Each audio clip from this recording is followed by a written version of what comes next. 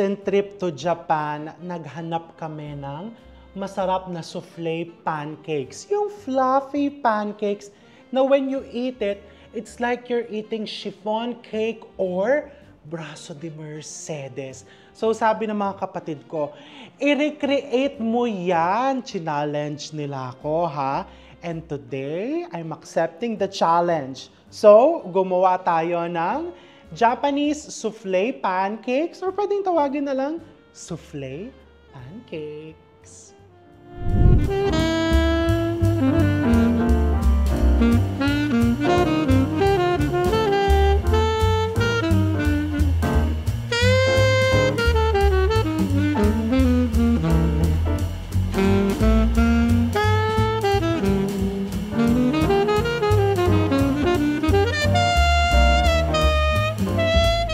Literal na challenge talaga to kasi sa totoo lang, yung recipe, para ka lang gumagawa ng chiffon or braso de Mercedes, ganun lang kadali. Pero ang challenging is the cooking part. So darating tayo doon. Pero ngayon, gumawa muna tayo ng buttercream. So here, into my mixer, naglagay ako ng butter, approximately mga 200 grams. And I'm just going to put some sugar. The amount of sugar, depending on your liking. Kung gusto mong mas matamis, dagdagan mo. If you want it less sweet, pwedeng bawasan mo. So I'm just going to put around 2 to 3 tablespoons. And it's very important na when you put the sugar, powdered sugar, i-sift mo yan. So I put 2 more tablespoons. Ayan o, makikita mo, buo-buo ang... Ayan, may mga impurities, ang powdered sugar. So, very important to sift. And then, using my paddle attachment, I'm just going to beat this. Low speed first, para hindi tumalsik ang powdered sugar. And then, I just increase the speed until it becomes light and fluffy. This will take around 3 to 5 minutes. So, kailangan mapasensya ka. If the butter is set at room temperature, mas mabilis kang magbibit. If you want to put vanilla extract, go ahead. But me, I want to retain the natural flavor of the butter. Hence, I'm not adding any flavoring. Scrape the sides. Ayan, nagla-lighten na pero kulang pa rin. Diba? Pag kasi pancake, talagang ako, gustong-gusto ko, ang daming butter. And eto, diba? Kasi tayo, pag kumakain tayo ng pancakes, parang iniisip natin, ay, it's for breakfast, it's for brunch. But the souffle pancakes, trust me, it's good at any time of the day. Kahit na dessert, late night dessert, midnight snack. And after some practice, you will discover that it's not really very challenging to prepare. Makikita ninyo. How many times did I practice? Around 3 times. So the first time, I developed the recipe. The second time, sinubukan ko siya using different pans. So later you will see, we will be using stainless. I'm going to explain later. And the third time, pinag-isipan ko ano ba yung mga masarap na ilalagay mong kasama niya. Ay, di ba? So mamaya abangan nyo. So mapapansin nyo, no, nagla-lighten na siya. Actually, you can stop now, pero titikman ko muna. Parang sa akin, ako nabibigatan pa ako. Konting mix pa.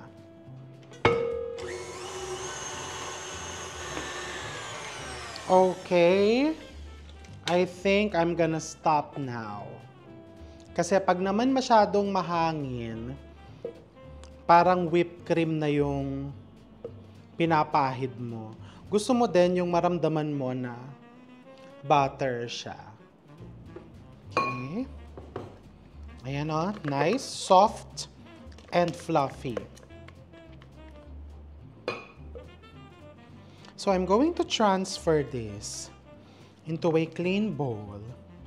And then you just store it in a cool room. Don't refrigerate it because it's going to set. Hindi mo siya maiipahid sa pancakes. Okay. And then next, gawin natin yung pinaka-pancake. Okay, bago ko pala gawin yung pancakes, I'm going to make a ganache. So I just put some cream. This is just heavy cream. So pagka ganache, it's a mixture of cream and chocolate. So for this recipe, ang gagawin ko, kasi parang sauce lang to, na ibubuhos ko sa ibabaw, pwedeng 1:1. Or if you want it thicker, pwedeng 1:1.5. 1 part of cream and 1.5 parts of chocolate. So I'm using milk chocolate. So pinapainit ko lang yung cream. And then pag nakikita mo medyo umuusok-usok na, pwede mo nang ilagay yung tsokolate. Naka-ref po kasi yung chocolate namin. And ang chocolate, basically, hindi talaga siya dapat nilalagay sa ref. But, yun ang turo sa akin sa Belgium, sa chocolate school. Eh kaso lang, di ba sa Belgium, malamig. Dito sa atin, Diyos ko po, Janet Jackson. That's why we have fridge na, I think we have 2 refrigerators dedicated for chocolates. Kasi pag iniwan mo siya dyan sa labas, nako, mawawala na ang kanyang shape. So, ayan lang, low flame. You can also do this in the microwave oven. So, you can experiment sa mga flavors. You can even use Nutella. You can use Biscoff. You can use yung mga chocolates na may flavor na ube, strawberry kung gusto mong kulay pink, even matcha. But today, I'm just preparing the classic. So if you feel like itong 1:1 mo is nalalabnawang ka, you can always add more chocolates. Okay, I think I'm gonna add a little bit more.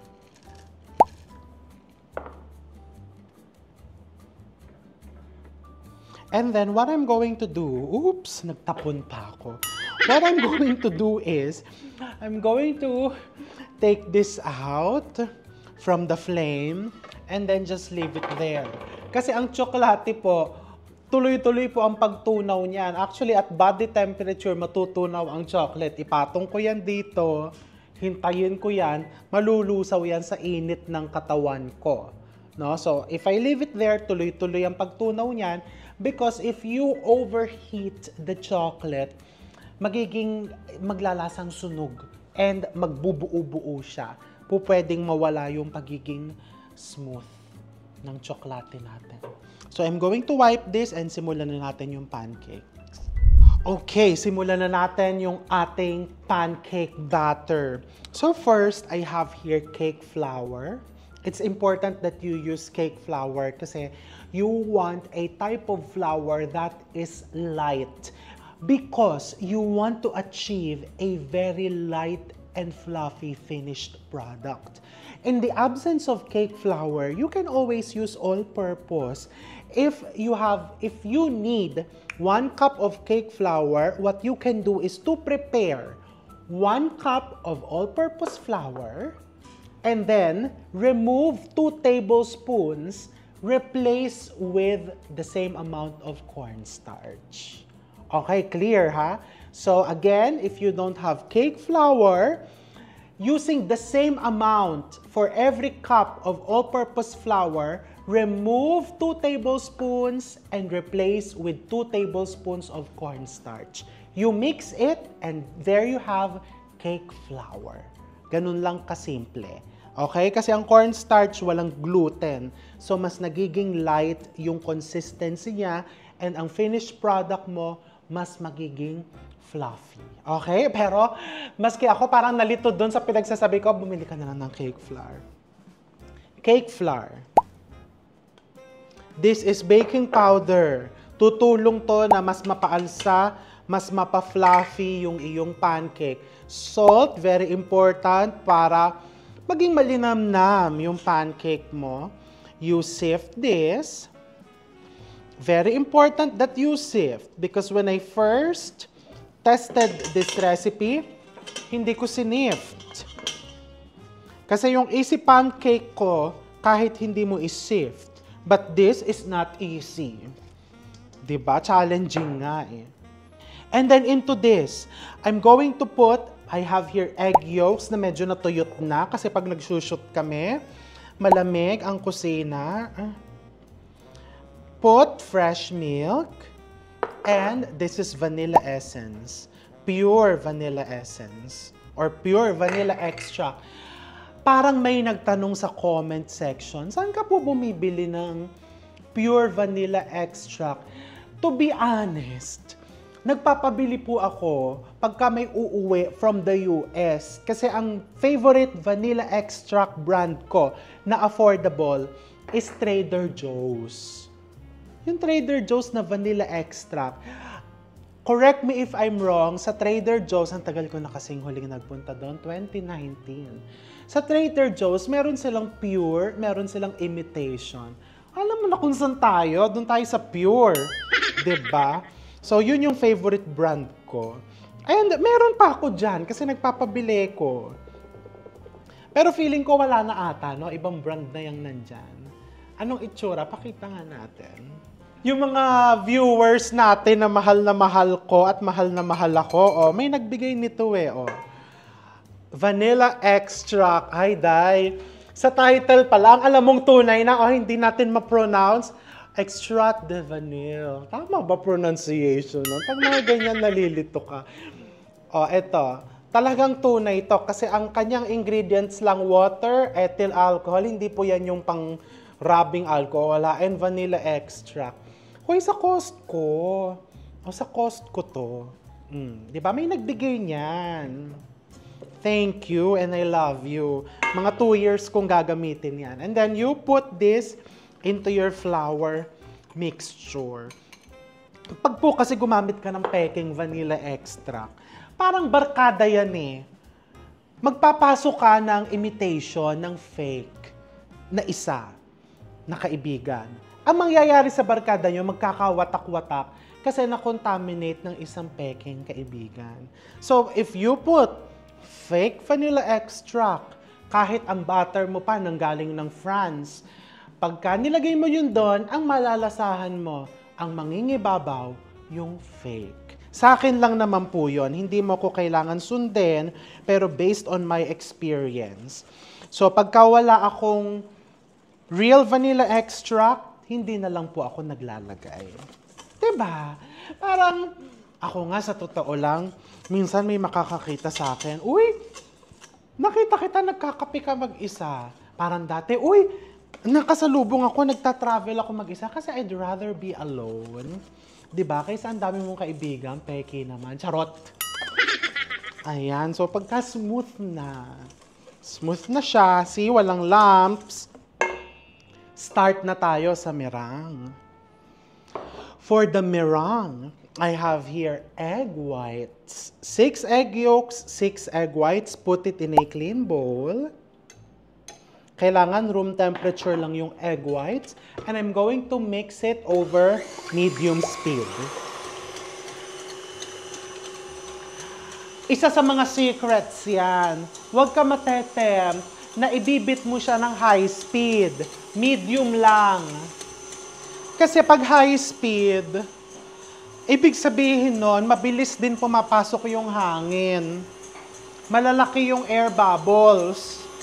So the bigger air bubbles means when you start mixing it, mabilis din siyang magbabagsakan.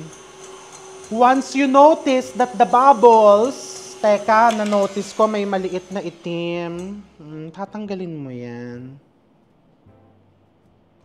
Once you notice na yung bula niya, ayan o, makikita mo, nagiging pino na, parang nagiging whipped cream na, pwede ka na maglagay ng sugar pa konti-konti. Konti-konti lang, huwag kang ma-excite na ibubuhos mo.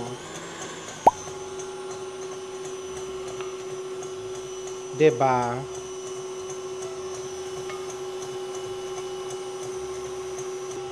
Ayan. Etong pancake, souffle pancake na to walang mold. Kasi yung iba may mold, kaya buong buo. Ba't ba walang mold? Eh kasi 'di ba? Parang alam mo yon, ang dami mo nang huhugasan. Yung mold, maghuhugas ka pa. Ang dami mo nang bibilihin, bibili ka pa ng mold. Pero kung gusto mo nang may mold, pwede naman, ring mold.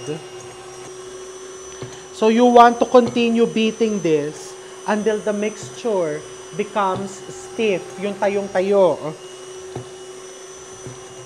Minsan, inaangat-angat ko yung ilalim ng bowl na ganyan. Konti lang. Para nasasaid mo hanggang ilalim. Pwede din iangat-angat mo ng ganito. Okay, so see. Hindi pa siya stiff kasi gumagalaw-galaw pa. Kailangan yung medyo hindi na masyadong gumagalaw. Although malapit na to. Kung nagtitipid ka ng kuryente, pwede ka nang tumigil ngayon.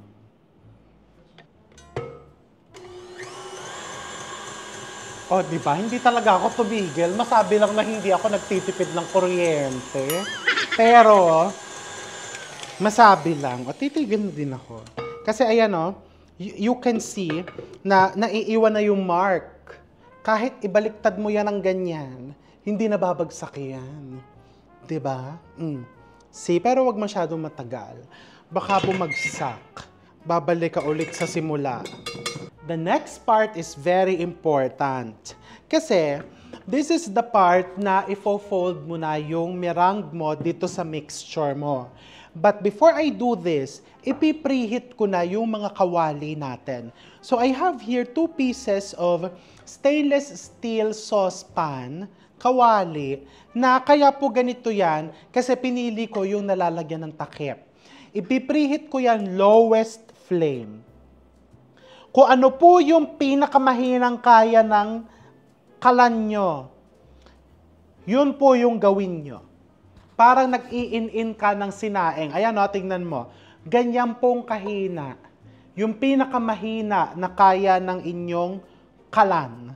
Okay? Preheat mo yan. And then here, what I'm going to do, kukuha muna ako ng konti, ilalagay ko dito, and then hahaluin ko siya. Just to lighten this mixture.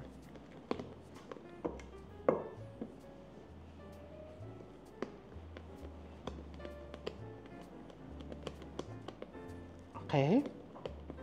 And then, tsaka ako ilalagay lahat.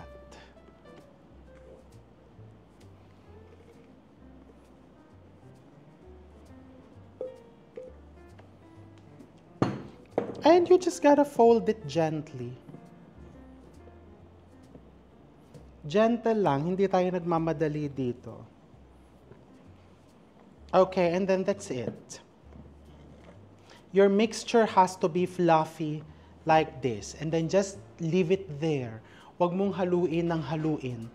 And then, lalagyan ko ng konting butter yung aking mga pans.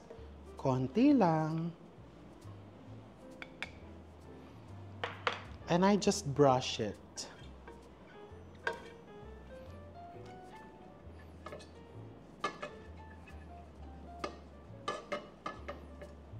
Okay. Since natunaw yan, ibig sabihin, mainit na yung pan. Pwede ka nang maglagay ng pancake batter.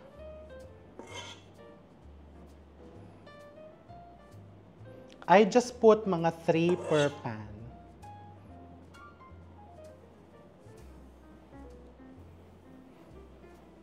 Subukan mong medyo may pagkabilog, pero don't worry, pag binaliktad mo kasi yan mamaya. In Japan kasi what they use is yung griddle. Ang problema ko, wala akong malaking griddle. I have a griddle, pero hindi po siya matatakpan. Eh, kailangan mo siyang takpan kasi the technique is you get some water. Pagkalagay ng tubig, you have to cover it. I move here.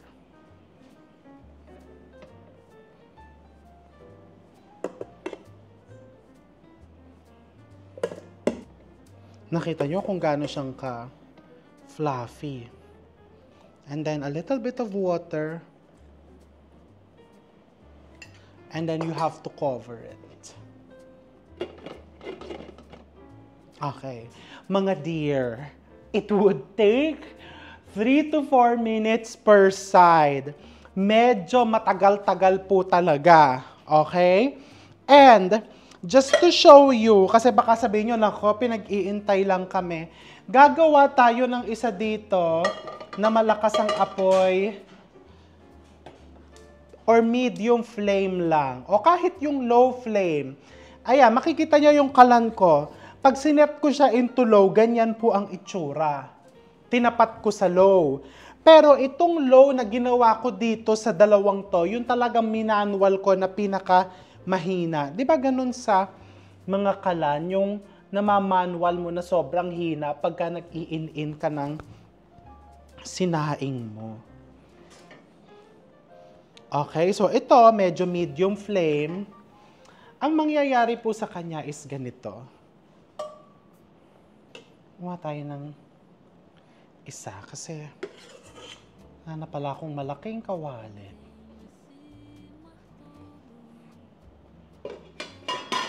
Ayan, we're cooking this one at medium. And then I want to show you also kung sa non-stick pa natin iluluto. Kaya ko siya hindi nire-recommend sa non-stick pan because the black coating, the non-stick coating, since it's dark, it absorbs more heat. Di ba gano'n ang mga cookware? The darker it is, the more it will conduct heat. Mas mabilis umiinit. So the tendency, ang mangyayari po dyan is, tusta na yung ilalim ng pancake mo, hindi pa luto yung gitna. But I wanna show you, kasi di ba baka sabihin nyo, oy, gusto lang kaming pabilihin ito ng...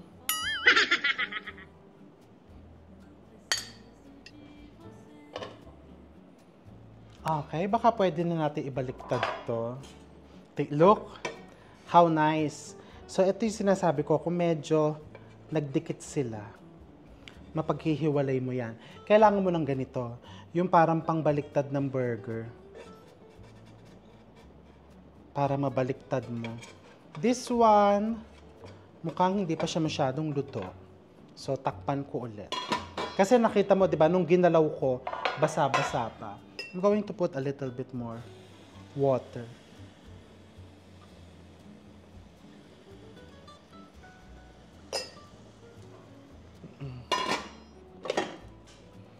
Okay, ito yung malakas ang apoy. Mas malakas ang apoy. So, nakikita ninyo, di ba, kung mainipin ka, see?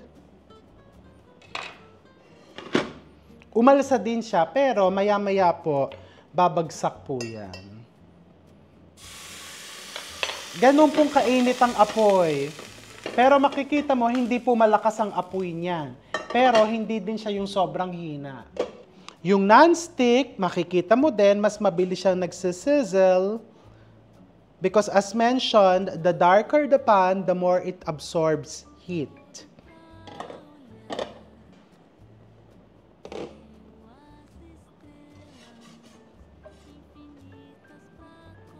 Okay, papatayin ko na po yan.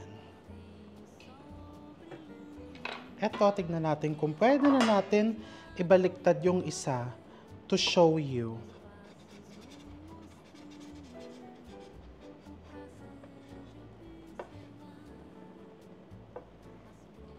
Okay, hilaw pa. A little bit more water. Pero magagamit pa natin yan, ha? Don't worry.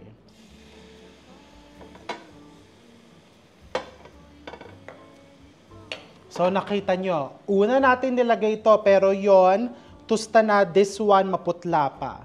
So, ibalik mo lang dyan. Ito nga, silipin natin.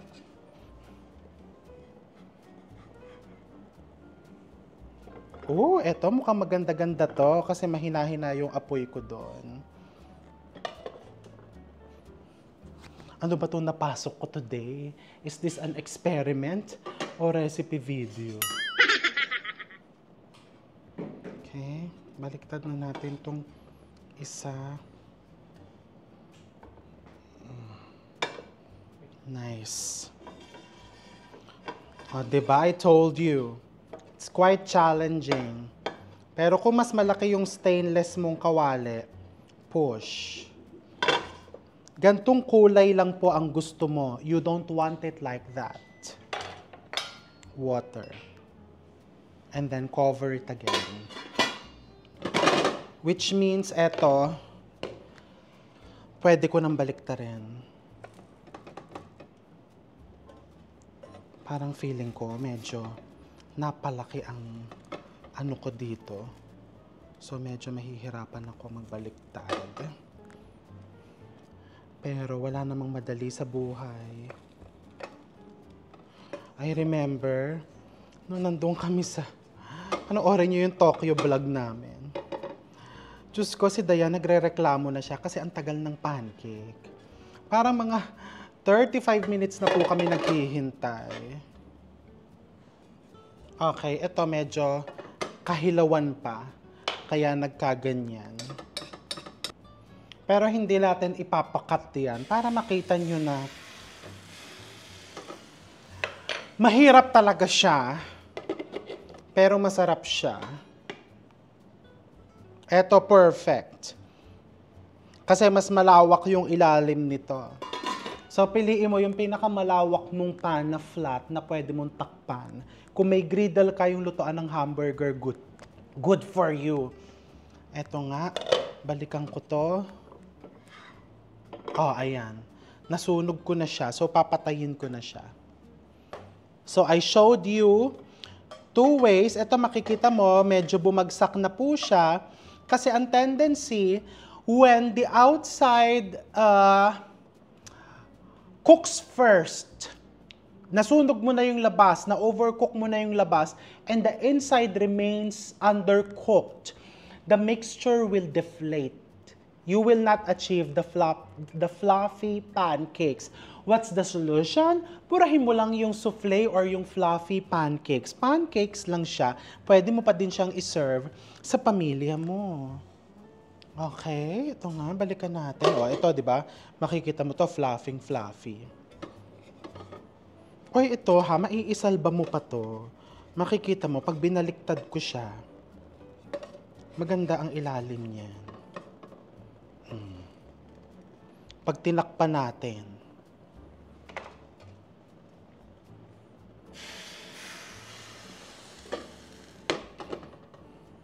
ito nga, baliktarin ko. Ito, this is the perfect. Itong nandito sa pan na to. Ay, ang ganda-ganda. Parang proud na proud ako sa sarili ko. Tignan mo to. Feeling ko, pag pinagluto mo nito yung asawa mo, yung jowa mo, next month may trip to Japan ka. Charot. So, habang tinutuloy ko yan, malapit na to. What I did when I tested this recipe many times, iniwan ko siya dyan, I let it cool down here. Kasi, pag medyo makulang lang sa luto, isang part ng gitna, bumabagsak po siya. So, ayan. This looks good. This one, tatakpan natin ng ganache. This one, papakain natin kay Rosette. Kasi, diba, tingnan natin kung anong masesay niya, kung mapapansin niya may difference on this one. Okay, yung hindi kagandahan, iilalim mo yan. Tapos yung magaganda, ang ilagay mo sa ibabaw. I love how fluffy it is. And then I have here some berries. Just going to cut. Ano lang on the side.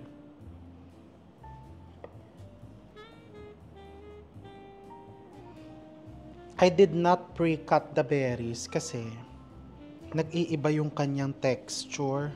Lumalabsak.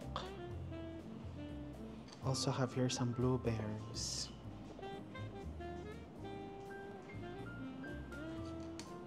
Para bongga.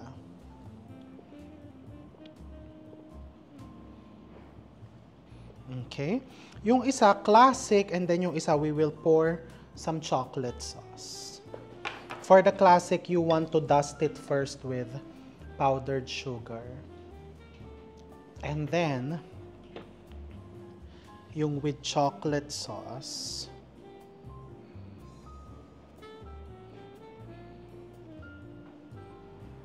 you really want to cover it with.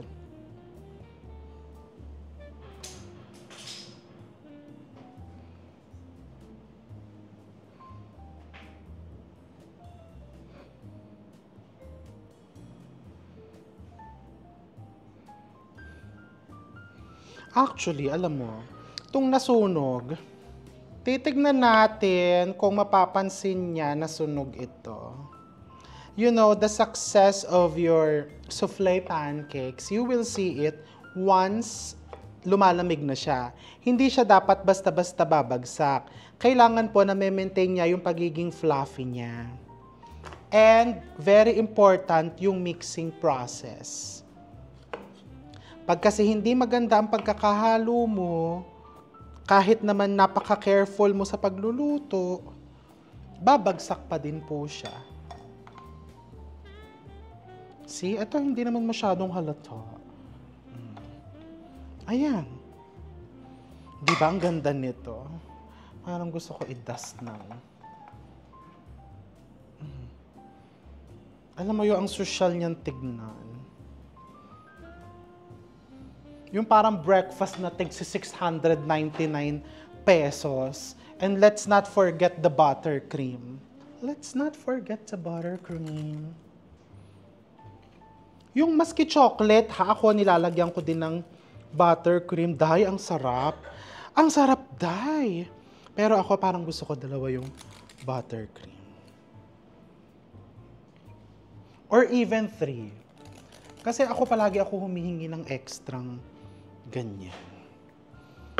Ito lalagyan ko ng chocolate sauce.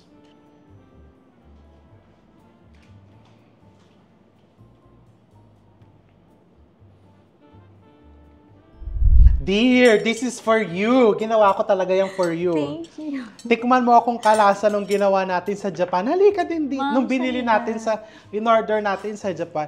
Halika, kinekwento ko, yung nagre-reklamo ka. Sino? Si ito, na yung ang tagal-tagal ng souffle pancake sa Japan. Ah, okay. Hindi siya nagreklamo. Nagre-reklamo siya. Ano? Ang sarap. Talaga. Talaga. And look ha, very fluffy. Tingnan mo yung loob niya, parang chiffon.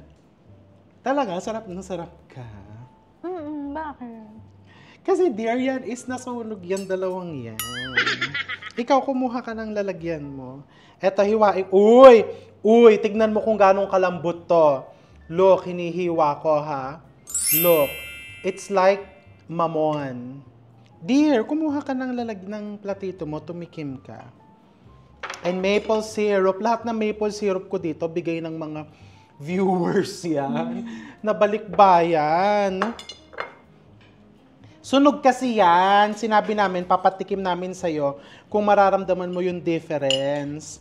So, ayun, kumuha ka dun sa hindi sunog. O, dear, dyan ka. Okay Tikman naman ko to. siya, kahit sunog. Uy! Bambi, bibigyan ka din. Bibigyan ka ng mami mo. Hindi na siya kakain. Kanina pa nga siya nakaabang eh. Tikman nyo yung plain. Eto. Oo. Day, talagang wala kang breathing, no? May hati na eh. Alin ba? Ano ba to, butter? That's buttercream.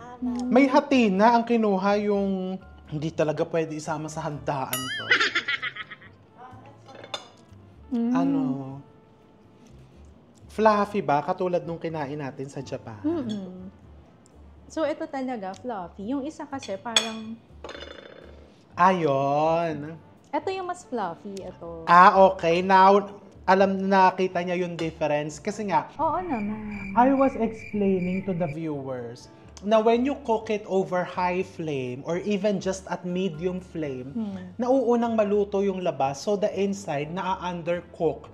Pagka inalis mo na sa apoy, bumabagsak siya. Ikaw, na you like it?